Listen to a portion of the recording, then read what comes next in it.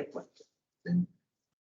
Voy a buscar la diapositiva que tengo de leyes de Newton, ¿cierto? Que es la que ustedes ya tienen en su poder en el Google. Están todas las diapositivas en el Google. Y voy a traer la primera, que es de leyes de Newton. Esto es de mecánica. Profe, Dime. ¿no se verá mejor con el telón? ¿Con el qué, perdón? Con las cortinitas. Sí. Déjame que no sé lo que bueno.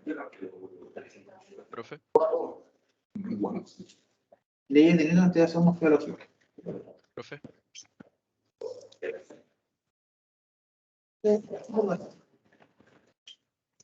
Aló, se me escucha. Sí, déjame colocar un audífono y te puedo colocar más temporada. Adelante. ¿Hacen nada, chiquillos? Voy a estar con audífonos para poder escuchar.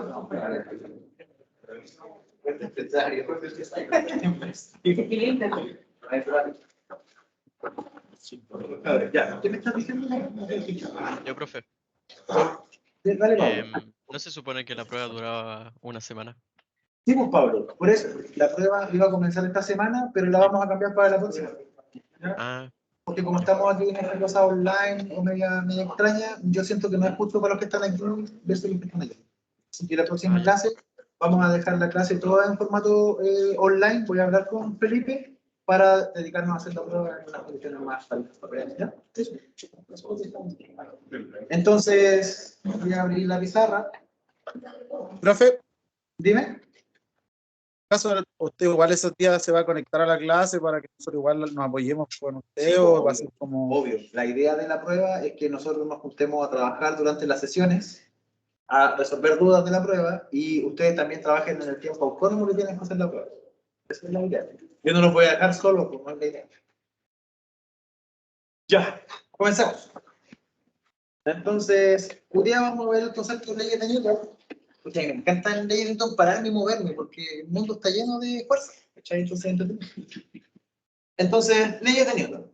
¿Y qué es lo que hemos visto hasta ahora? Bueno, hemos visto qué es lo que significa cinemática. Hemos trabajado con las variables cinemáticas. Las variables cinemáticas que hemos visto son variación, más que variación, podría decir sencillamente el vector posición, el vector velocidad y el vector aceleración. ¿Sí?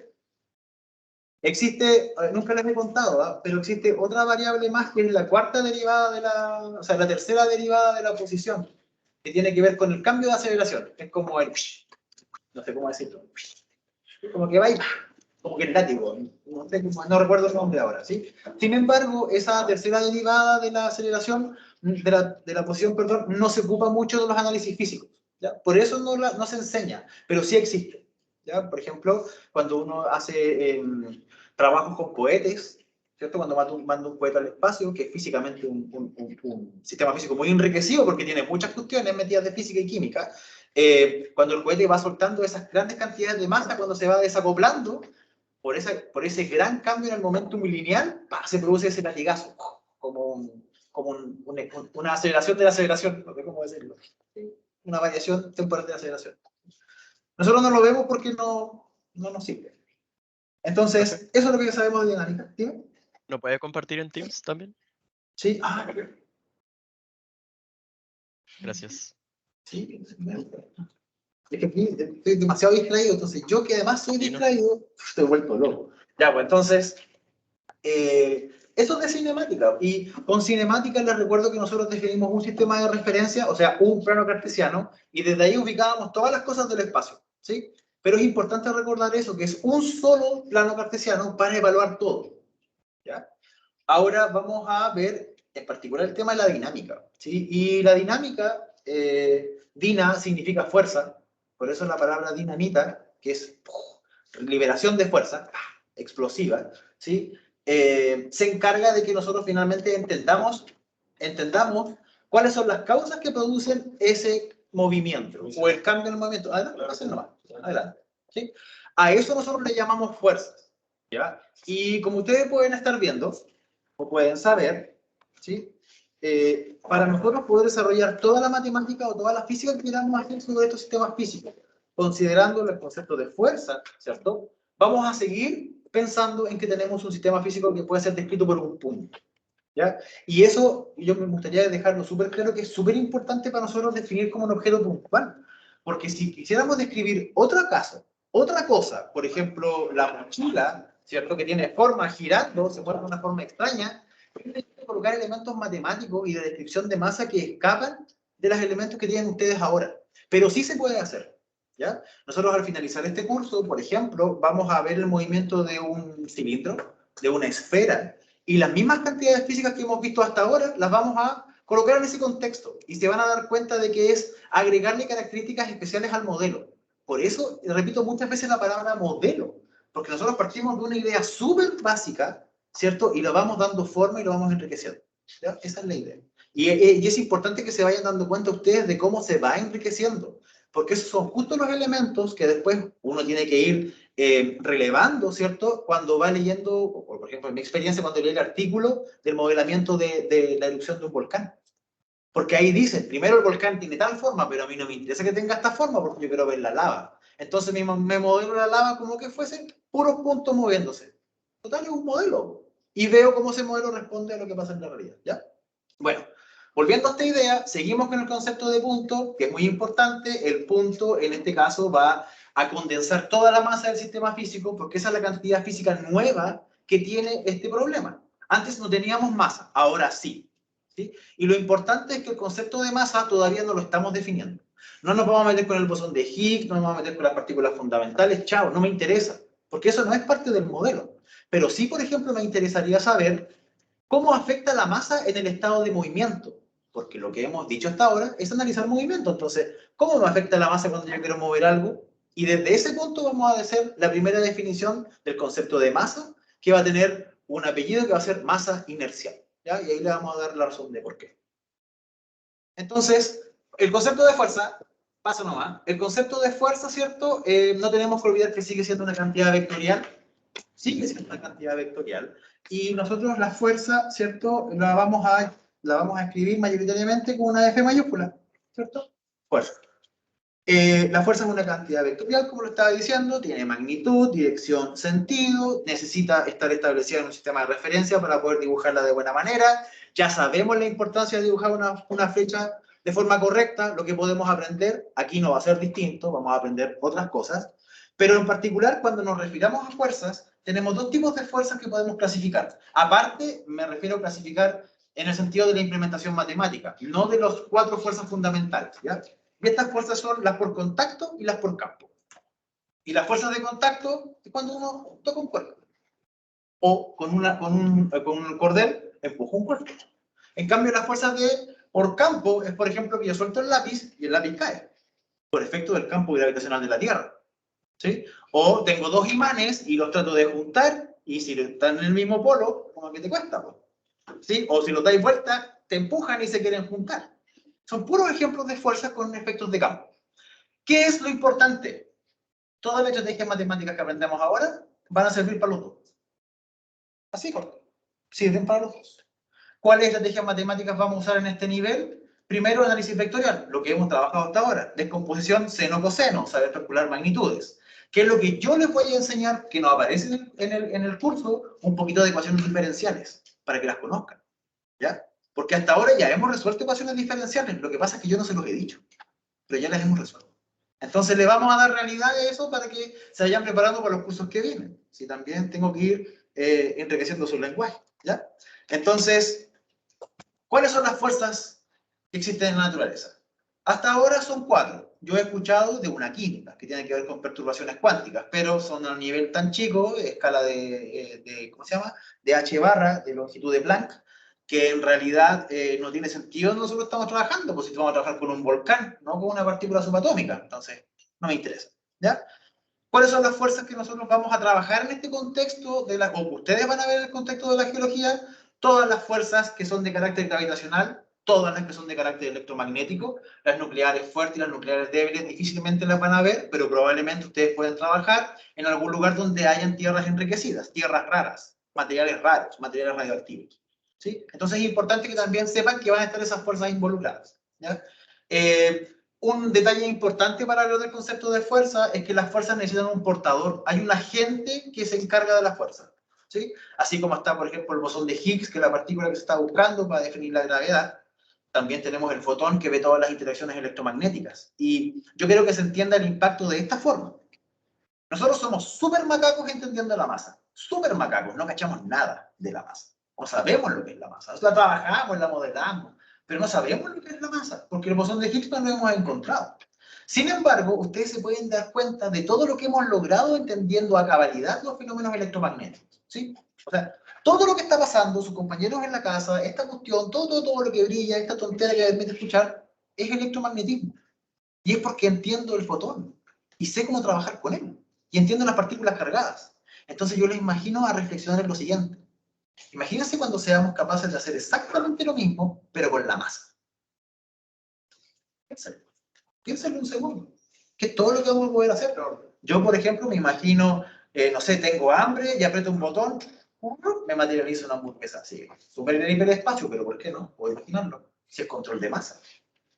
Entonces, ese es el impacto, y insisto, todas las estrategias que aprendamos de flechitas y cuestiones, sirve para entender eso, aunque ustedes no lo crean, ¿ya? Sirve, es parte del modelo. Vamos ahora, leyes de Newton, ¿sí? Después de esta pequeña introducción. Leyes de Newton. Tenemos 3 leyes de Newton, ¿sí? Y las 3 leyes de Newton probablemente ustedes se las saben de memoria. La primera ley de Newton, que es la ley de principio de inercia, ¿sí? Un cuerpo en movimiento va a seguir en movimiento, no sé que la fuerza externa lo afecte. Raro, cuático, ¿sí? Segunda ley de Newton, F igual a M por A. Gran falsedad. ¿Cómo lo dejé ahí? F igual a M por A es falso. Newton nunca dijo F igual a M por A. Tercera ley de Newton, acción y reacción. Y lo primero que te enseñan en el colegio para ver acción y reacción, o al menos en mi caso, mi profe me dijo, ¿te empujas la muralla te empuja a ti. Y yo nunca sentí que la muralla me empujara. Entonces, ¿qué está pasando con las leyes de Newton? Ya, eso es lo que vamos a tratar de, sin calcular nada, describir. Porque eso es lo que nos va a permitir después toda esta tecnología de flechas y de ecuaciones, que es matemática, ¿cierto? Entenderla e implementarla. ¿Ya? Entonces, vamos con la primera ley de Newton. Y aquí voy a acomodar, porque me encanta hablar de la ley de Newton. Primera ley de Newton, principio de inercia. Dice, un cuerpo permanece en reposo o en movimiento rectilíneo uniforme. Uf. Ya tenemos una conexión directa con lo que vimos en la clase anterior y todos los contenidos anteriores. ¿Sí? Movimiento rectilíneo uniforme.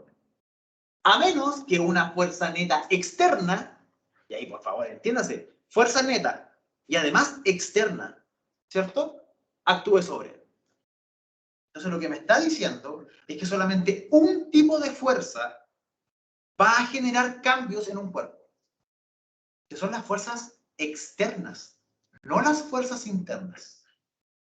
Pregunto para ustedes, ¿conocen la diferencia entre una fuerza externa y una fuerza interna? ¿Conocen la diferencia concreta entre una fuerza interna y una fuerza externa? Ya. Yo les voy a mostrar un ejemplo dentro de poco donde les va a quedar súper claro. Pero antes de seguir entendiendo las leyes de Newton, me gustaría que se imaginaran lo siguiente. ¿Ya? Cuando uno lee las leyes de Newton, tiene que imaginarte que uno es Dios. No hay nada en el universo. Agua aparece en una caja, yo la empujo. Y no hay nada más. Ni siquiera yo estoy ahí. Así tienen que imaginarse. O sea, no hay partículas, no hay roces, no hay nada. Está la caja y yo que la empujé. Y le apliqué fuerza. Entonces, en ese contexto, es muy sencillo imaginarse de que si estoy perdido en la última parte del espacio, de la galaxia, en el borde donde no hay ninguna interacción, ¿cierto? Que hay un objeto que yo lo empujo y se mueva en movimiento perpetuo. Yo me lo imagino con mucha libertad en ese contexto. Pero difícilmente lo veo aquí donde tengo una caja y le empujo porque veo que va a frenar. O sea, si yo hago esto, frenó. Entonces, eso es lo primero que hay que tener cuidado cuando uno trabaja con las leyes de la física. ¿Cómo me las estoy planteando? Porque son un modelo. Y este modelo requiere justo lo que les estoy diciendo yo, que no hay nada más que la caja y que yo le empuje. ¿Sí? Entonces, ahí yo puedo visualizar lo que aparece en todo esto aquí, que la caja se va a mover, va a seguir en movimiento perpetuo, nadie la va a afectar, por lo tanto va a seguir en movimiento rectilíneo uniforme. Y fíjense, como sigue en movimiento rectilíneo uniforme, ¿cierto? La velocidad del movimiento rectilíneo uniforme es constante, ¿cierto? Y esto implicaría que la aceleración es igual a 0. Y en el caso fake de las leyes de Newton, que el falso, el de mentira, o sea, no es de mentira, es el más sencillo. F igual a m por a, ¿cierto? La sumatoria de las fuerzas vale 0. Entonces, fíjense. En realidad, lo que está diciendo ahí, déjenme ver quién me está llamando. Sí. Lo que está diciendo ahí es que un cuerpo puede experimentar distintas fuerzas, ¿sí? Pero si la suma de todas ellas vectorialmente es 0, el cuerpo va a seguir en su estado de movimiento, que es distinto a decir que no hay fuerzas. ¿Logran ver la diferencia? O sea, yo puedo hacer que la suma de muchas fuerzas sea 0. O sea, la suma de las fuerzas es 0, pero distinto a decir que no hay fuerzas, porque si no hay fuerzas es un 0 igual 0. ¿Me cacharon? Y eso es importante, ¿no? Porque después cuando veamos el concepto de energía, eso no va a ocurrir así, porque pueden haber fuerzas que se anulen, pero igual va a haber energía. Entonces hay que estar súper atentos. Ya, pues sigamos con la discusión. Porque uno de los corolarios es cosas que se aprenden de las leyes o de los teoremas. Es que es lo que puedo sacar yo adicional de un teorema a una ley. Esto es un corolario. ¿Ya? Entonces los corolarios que puedo obtener de la primera ley de Newton y de este concepto especial llamado inercia es lo siguiente. Primero, los sistemas de referencia en los cuales la primera ley de Newton es válida se llama sistema de referencia inercial. Sistema de referencia inercial. O sea que además de lo que yo tenía antes, que era un plano cartesiano que me podía permitir distancias y un reloj para medir tiempo, yo requiero que ese sistema ahora además sea inercial. ¿Qué quiere decir eso? Que el sistema por sí mismo o esté en reposo o se mueva con velocidad constante. O sea que el sistema no tenga fuerzas aplicadas sobre él. Porque ocurren efectos, fenómenos de fuerzas de carácter inercial. ¿Sí? Como es, por ejemplo, cuando uno está en ¿cómo se llama esto?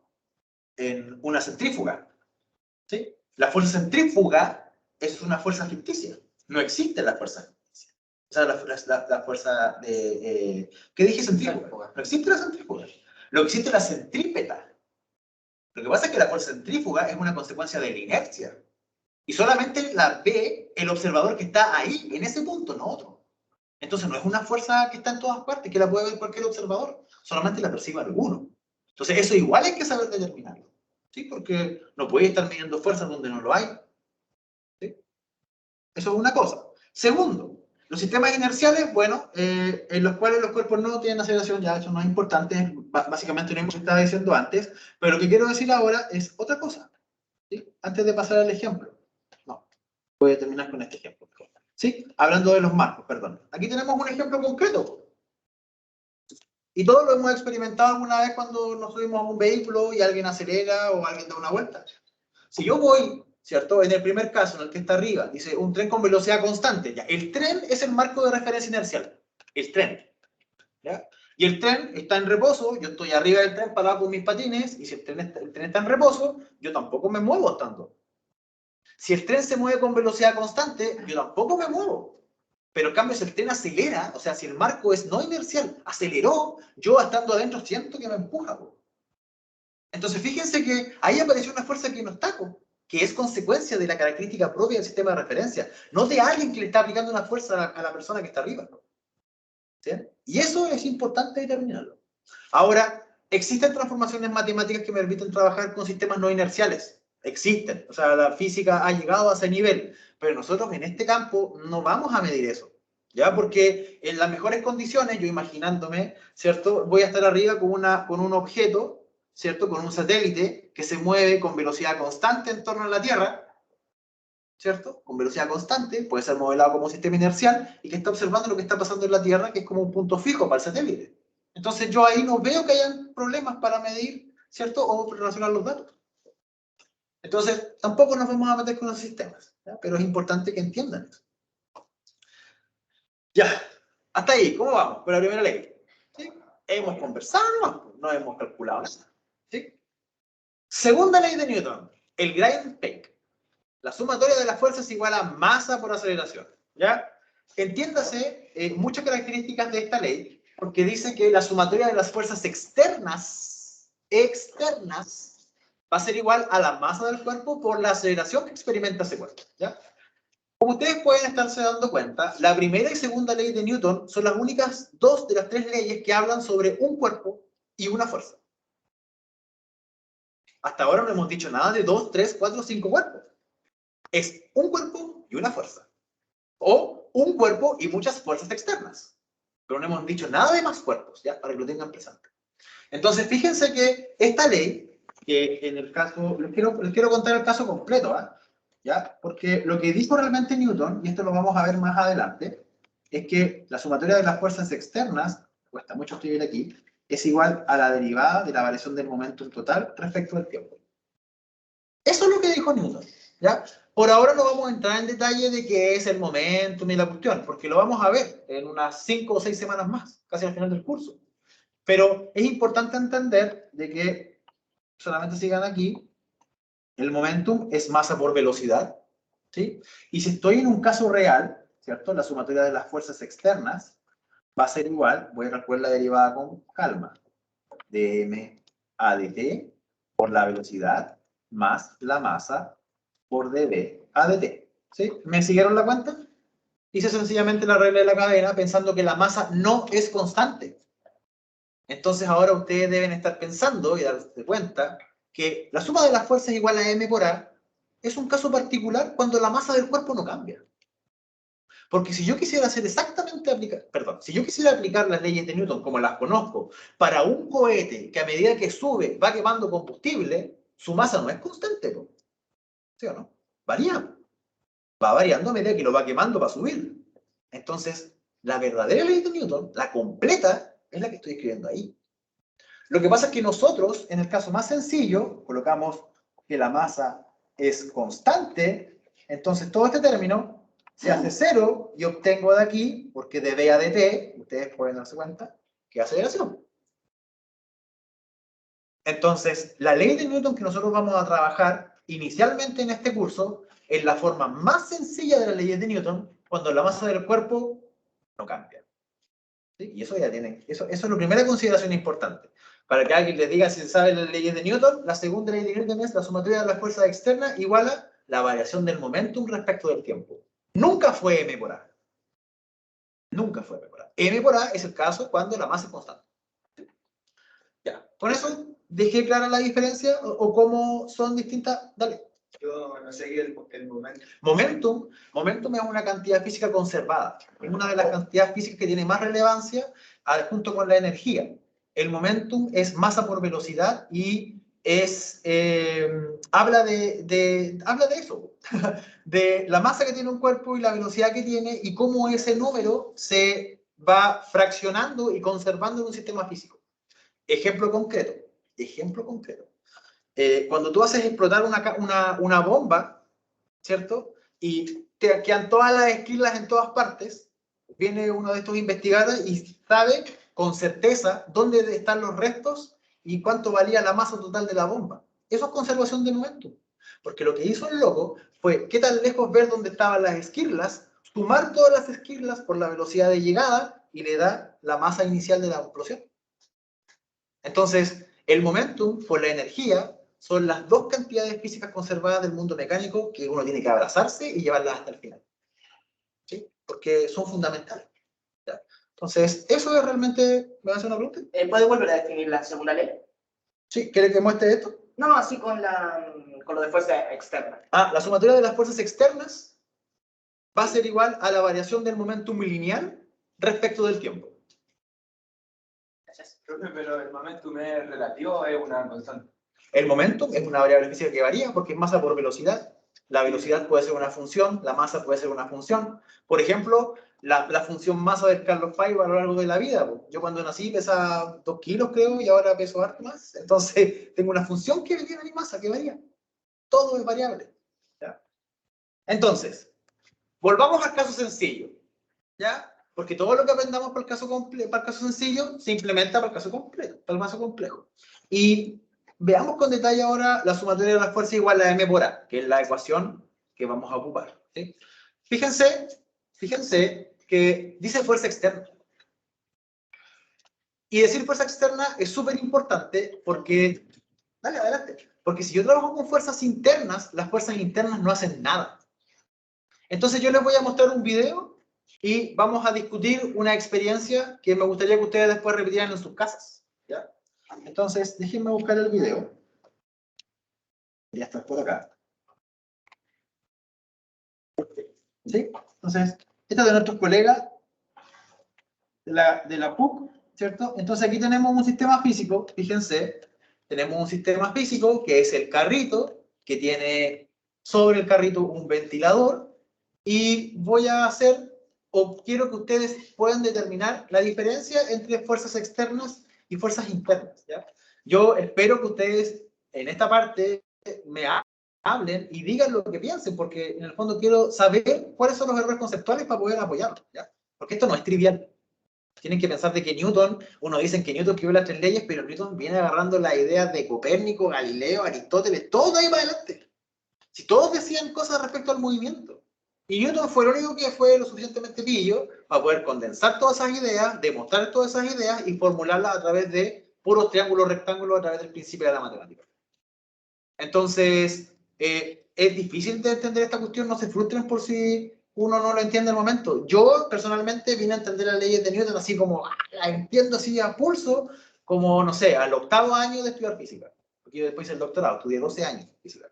O sea, al 8º año, yo recién dije, oh, no las leyes de Newton. Entonces, mientras ustedes me vayan contando, yo les voy ayudando para que no pasen esos 8 años que pasé yo. Ya, pues entonces veamos, pues. Fíjense, tenemos el ventilador, el modeloco, prendió la cuestión, se movió. Súper evidente, ¿cierto? Súper natural en el contexto de la Tierra, po, que yo haga eso, que tenga que un carrito lo prenda y se mueva. Pregunta, si hago exactamente lo mismo del espacio, va a pasar eso.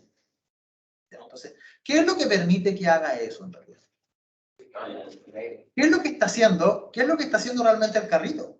Moviendo el aire externo. Moviendo el aire externo. Entonces, ¿quién es el que mueve el carrito realmente? ¿El ventilador? El aire. ¿Cierto? Tercera ley de Newton. No hemos hablado de la tercera ley de Newton, pero ya estamos hablando de la tercera ley de Newton. ¿Ya? Sigamos. Fíjense. Ahora le voy a colocar ahí un bloque, y no ha cambiado nada más. Está la misma masa o sea, está el mismo aire, ¿cierto? Entre el bloque y el aspa, pero resulta de que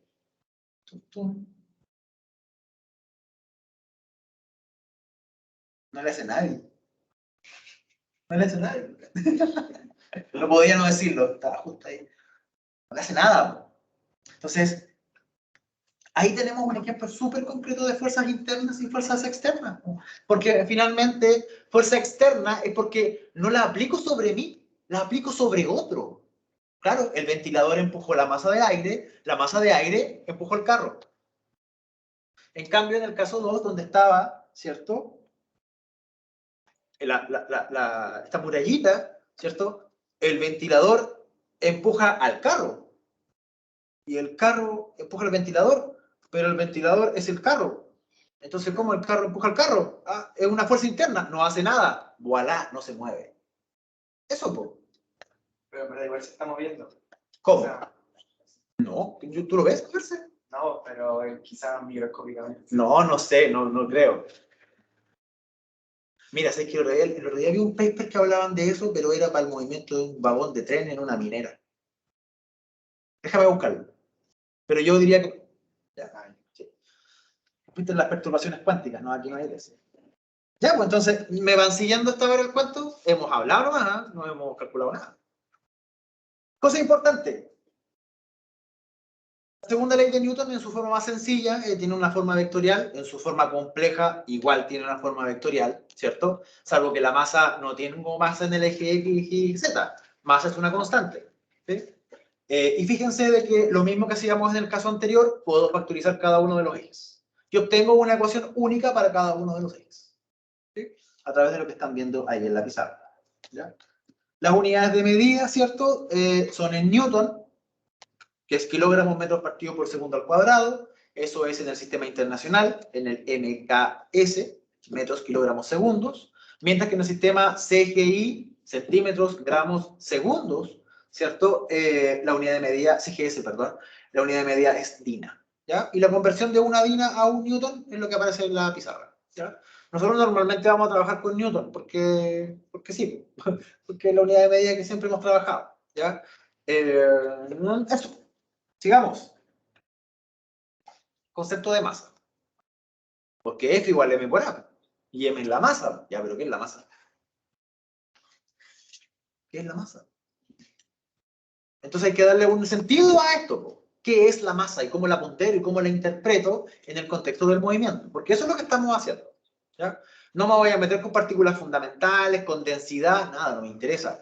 Lo único que me interesa es que hay masas grandes y masas chicas.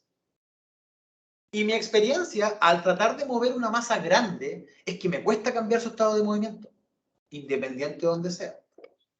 Independiente. Depende si estoy con Ross, estoy en el aire, estoy en el espacio. Mientras más grande sea la masa, a mí me cuesta más cambiar el estado de movimiento. Y un ejemplo concreto, acá en el contexto de la Tierra, sería que te toca empujar un camión cargado.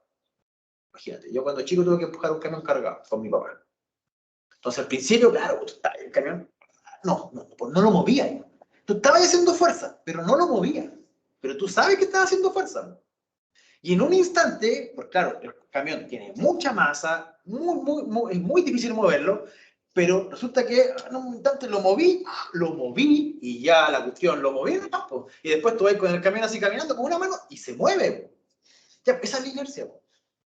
Porque resulta de que el camión, como tiene una masa tan grande, al principio estaba en reposo. Entonces, como tiene masa grande, él se quiere quedar en reposo. Y me quedo en reposo. Pero después que lo sacaste del reposo, ahora él se quiere seguir moviendo, pues sí, ahora se mueve. Entonces me cuesta cambiar su estado de movimiento y por eso es fácil llevarlo. Ahora, si quiero frenarlo, me va a costar. Claro, porque estoy de nuevo cambiando el estado de movimiento. Entonces, voy a hacer el mismo ejemplo, pero ahora con una mosquita o con el lápiz. Tengo el lápiz, lo muevo, mire. Como le cambio el estado de movimiento. Mire. Pero no me cuesta nada. ¿Por qué? Porque su masa es pequeña, en función de la fuerza que estoy aplicando. Por supuesto que tiene que ver con las escalas, ¿cierto? Puedo aplicar una fuerza infinitamente grande, pero uno se entiende que esto es en escalas parecidas, ¿sí? Entonces, esa es la masa, desde nuestro punto de vista. Es sencillamente la masa inercial, por supuesto. Es sencillamente un valor de referencia que me permite obtener una cantidad característica del cuerpo que estoy analizando, pero desde el punto de vista del movimiento, mientras más grande sea la masa, mayor va a ser su resistencia al movimiento. Mientras más pequeña sea la masa, menor va a ser su resistencia al movimiento. Y eso es lo único que yo puedo aprender hasta ahora, porque recuerden que solamente tengo una regla, ahora algo para poder medir masas, que no sé lo que es esto a esta altura, no lo hemos definido, tengo una regla y un reloj nomás, y algo que mide masas. Y con eso podemos decir todo lo que hemos dicho ahora. Y charán. Y con esto nos vamos a ir al break, ¿ya? Porque ya vamos harto rato. Tercera ley de Newton. Acción o reacción. Y aquí recién, ¿cierto? De las tres leyes de Newton, es la única que me habla de dos cuerpos. Es la única que me habla de dos cuerpos. Claro, porque ustedes se deberían haber fijado que la segunda ley de Newton, la suma de la fuerza igual a m por a, me habla de las fuerzas aplicadas sobre un cuerpo nomás. Entonces, la pregunta que uno se hace, entonces, ¿cómo lo hago ahora si tengo varios cuerpos? ¿Cómo se conectan las fuerzas una con otra? Bueno, se conectan a través de, no las fuerzas, los cuerpos. ¿Cómo se conectan unos con otros? ¿Cómo un cuerpo sabe que hay otro al lado y que están chocando?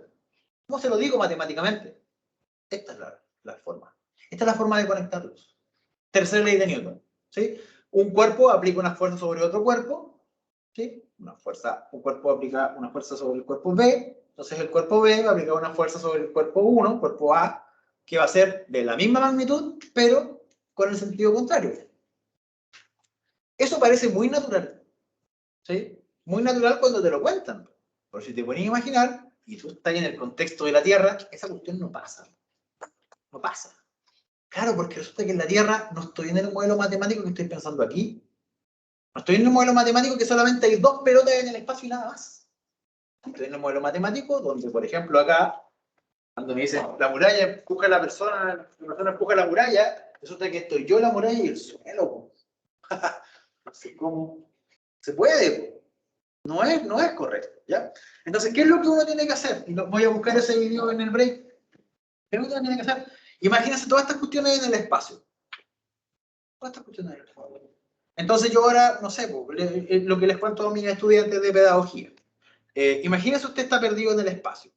Usted está en su nave espacial, lleva todo su equipamiento espacial y de repente se le cortó el cable de vida a la nave y saliste así, dando vueltas. De partida no sacáis nada cuando la Tierra. En el espacio no sacáis nada. Por más que yo aletee y mueva las patas, voy a seguir moviendo en el movimiento rectilíneo uniforme. O sea, en promedio sigo en movimiento rectilíneo uniforme mientras yo aleteo, ¿cierto? Entonces la pregunta es, ¿cómo me salvo? Aplicando una fuerza sobre otra cosa. Eso, aplicando una fuerza sobre otra cosa. Entonces, ¿qué es lo primero que uno debería hacer en el espacio? Pegarse a uno mismo. No sé si pegarse ahora mismo, porque eso sería una fuerza interna. Lanzar algo. ¿Sabes? Me saco la mochila espacial, la saco nomás y la tiro para allá. Entonces, como yo la empujé para allá, ¿para dónde me empuja la mochila? Para otro lado. Y llego a la nave espacial. Pero eso pasa bien en el contexto del espacio, donde no hay otras fuerzas. Y es fácil entenderlo ahí.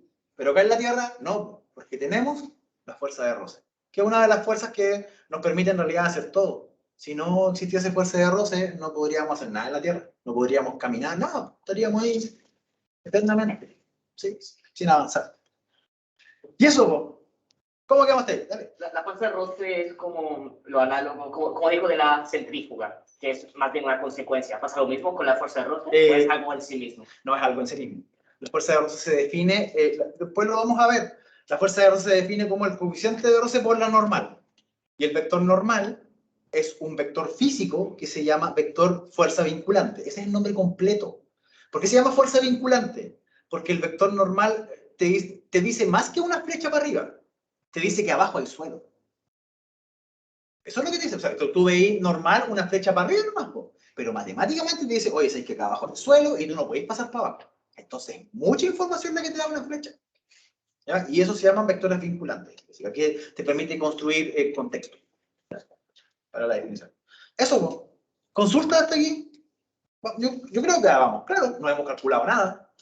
Vamos, claro, hasta aquí. ¿Sí? Pero lo importante es entender bien la dinámica de esto, porque toda esta discusión que estamos haciendo, después la vamos a implementar en el contexto. Y ahí es donde nos puede empezar a dar dolores de cabeza.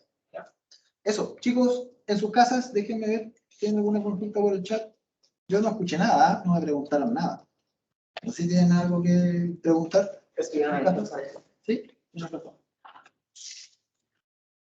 Me saco el casco y era no.